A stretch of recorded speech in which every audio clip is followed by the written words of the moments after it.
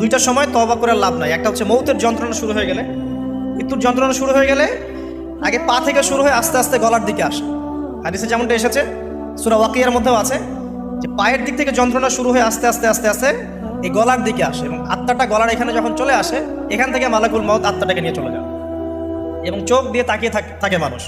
রুহটা চলে গেলে মানুষ চোখ দিয়ে তাকিয়ে থাকে, দেখবেন এই কারণে মৃত ব্যক্তি তাকিয়ে থাকে, চোখ খোলা থাকে।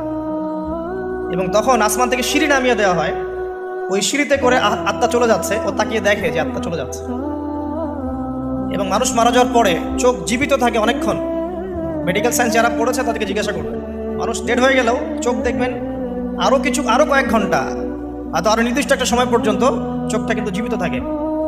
এই জন্যে চোখ বন্ধ করে দিতে হয়। যাই হোক, যেটা বলছিলাম যে মৌতের যন্ত্রণা শুরু হয়ে গেলে তওবা করে লাভ নাই, তওবার দরজা বন্ধ। আর পশ্চিম দিক থেকে সূর্য উঠে গেলে তওবা করে লাভ নাই, তওবার দরজা বন্ধ।